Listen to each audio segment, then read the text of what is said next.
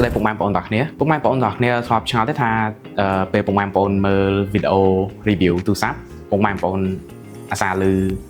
ពួកបងគាត់ review ទូរស័ព្ទហ្នឹងនិយាយថាទូរស័ព្ទនេះមានកម្រិតការពារ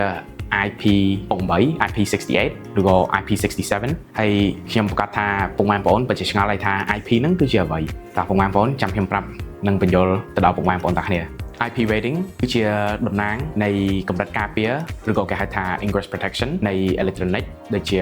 ទូរស័ព្ទ smartphone ដែលពីការជ្រាបចូលនៃវត្ថុរឹងដូចជាធូលីនិងវត្ថុរាវដូចជាទឹកជាដើម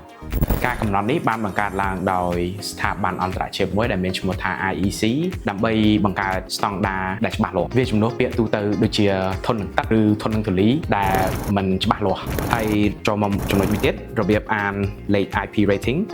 គឺមានអក្សរ IP និងបន្តដោយលេខ2ខ្ទង់ដែលនីមួយៗមានន័យសម្រាប់ខ្ទង់ទី1លេខ5វាអាចការពារពីធូលី dust protected ធូលីចូលបានខ្លះតែមិនគ្រប់គ្រាន់បង្កការខូចខាតនោះទេសម្រាប់លេខ6វាអាចការពារធូលីទាំងស្រុងគេហៅថា dust tight ធូលីមិនអាចចូលបានតទៅសោះហើយសម្រាប់ខ្ទង់ទី2សម្រាប់លេខ5ការពារពី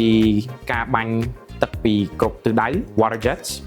ហើយសម្រាប់លេខ7ការពារពីការច្រមុជក្នុងទឹកជម្រៅរហូតដល់1ម៉ែត្ររយៈពេល30នាទីហើយសម្រាប់លេខ8វិញវាអាចការពារពីការច្រមុជក្នុងទឹកជម្រៅលើសពី1ម៉ែត្រអញ្ចឹងវីដេអូថ្ងៃនេះមានតែប៉ុណ្្នឹងទេពុកម៉ែបងប្អូនខ្ញុំសង្ឃឹមថាការបញ្យល់របស់ខ្ញុំអាចជួយពុកម៉ែបងប្អូនយល់អំពី IP rating ហើយពុកម៉ែបងប្អូនទាំងគ្នាសូមកុំភ្លេចចុច subscribe ចុច follow ឲ្យមេដៃហើយចែករំលែកទៅដល់អ្នកដទៃផ្សេងទៀត This is Seth from Bro Talk Tech. I hope you guys stay safe and see you guys next time. Bye.